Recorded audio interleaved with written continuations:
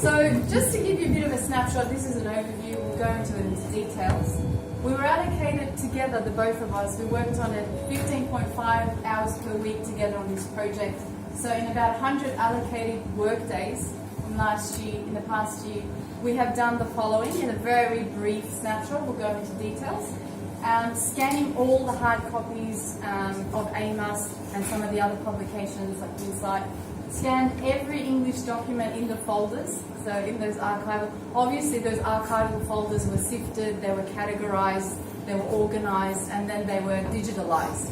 So this was a huge and mammoth task. Took many, many hours, with help as well, of course, mashallah. We created a drive where all the material has been sorted into the ongoing folders, as well as our tireless research that Qazi has put into for the external research, and myself as well recently. We've attempted to educate ourselves to get the biography and the history right. We've attended right from the beginning oral history conferences, biography conferences, and other workshops, such as recently in Vivo, just to give us a complete, sharp sword at our task and at our profession to deliver properly. And we went through a few rounds of ethics as well, and that's a big task on its own. So, with the actual, in terms of the data, we've collected roughly about 30 interviews, and this is not including the family interview, and most of the interviews average about 3 hours, and some a little bit shorter, some up to 4 hours. Some longer. Some longer. Sometimes we went and visited your families, and it was beautiful to come to your homes as well. We had a wonderful time. My brother Zafas, for example, and we had a whole half day. We met Charlotte, and anyway, we'll get into it, inshallah. But we still we've scheduled in the remaining interviews as well, so we're almost complete with the interviews. So roughly 90 hours of interview material. We've had now a book outline for the book. And hopefully this year we're going to start talking to the publishers to sign it all up. And we've also been working on journal articles related to the history and the broader history as well, which we will include in the biography. And also attending, and Katie particularly, and I went to one, she's attended a number of them, funding and grant writing workshops as well, because that's the administration of our project. Does take a lot of time, even dealing with the legalities of the university, the paperwork, the admin takes a lot of time away. And then lastly, we'll elaborate on this social media, and Katie will touch on that. It's okay, next one. Katie will do the next one, I think.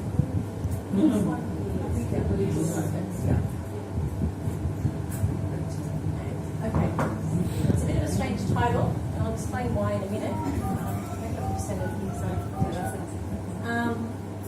I've called them the usual suspects because often with community histories, you'll find that people will write a history or a biography of a person as being that person who has, put together a particular institution or a particular organisation. For example, so-and-so put together Lakemba Mosque. They got the funding, they built Lakemba Mosque.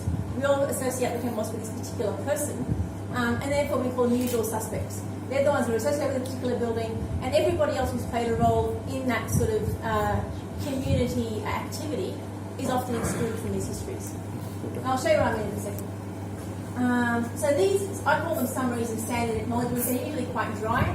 They focus on institutions. They exclude character, personality, hardships, and hiccups, which are often part of the journey. They also acknowledge, you have the first image they can see when I'm talking when I speak. They lack knowledge of relationships. They talk about relationships between family and other people. They talk about interfaith relationships.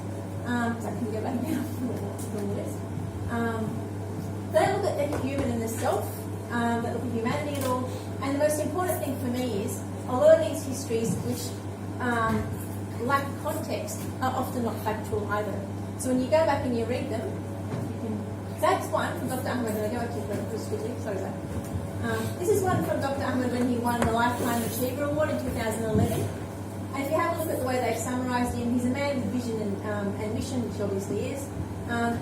His academic credentials, which are obviously correct. And then they've got the bit where he arrived in Australia, he was the president of AFIC, member of certain boards, and that's basically it.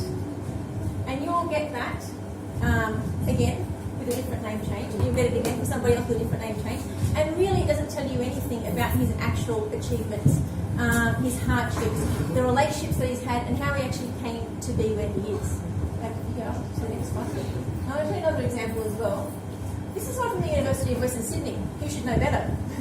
So when you read that one, 1972, Sydney had no mosques. Yes, it had no mosques. No Islamic centres, wrong. No Islamic schools, yes, they had no Islamic schools, although they did have informal Islamic sort of teaching areas.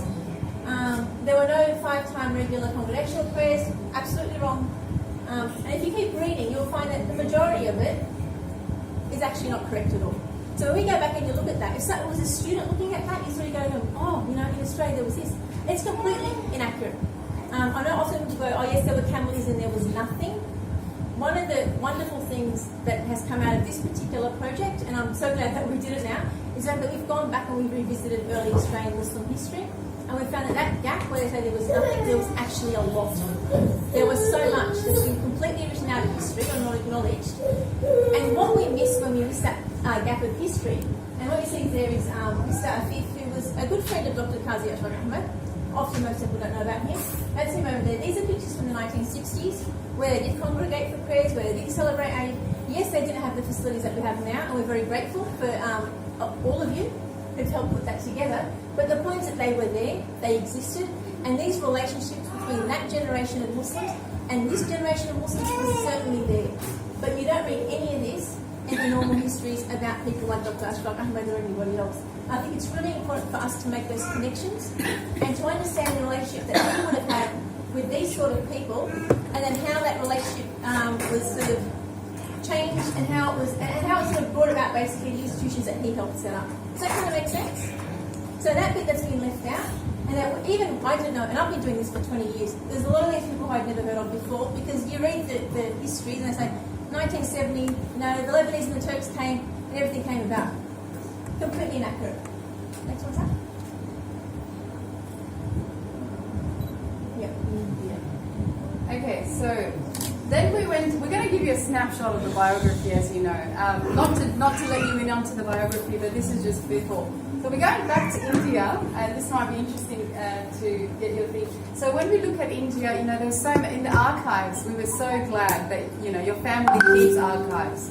It's such a wonderful thing to do.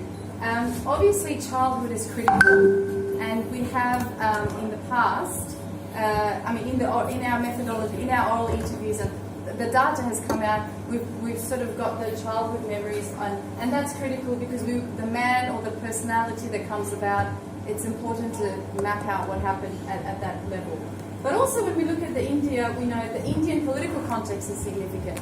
One of the things that was so wonderful and interesting for us and for myself, having looked at Muhammad Iqbal, for example, was we did an interview with Dr. Ashfaq Ahmad where we talked about, the philosophy, the intellectual influences and the personalities that he met in India, for example.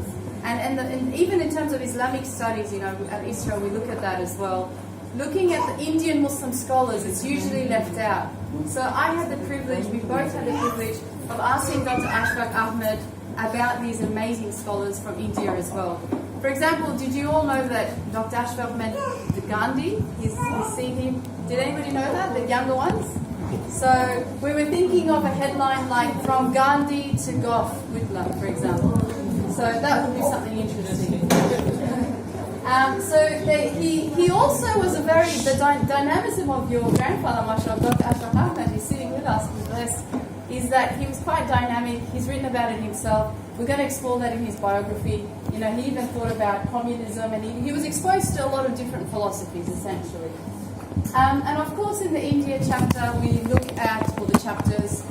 One of the things that he opened up to us about was the event in Kashmir, which was his termination. If some of you would know, he worked as a professor in university in Kashmir, and that was a very eventful turning point in his life, which of course changed the course of the family history.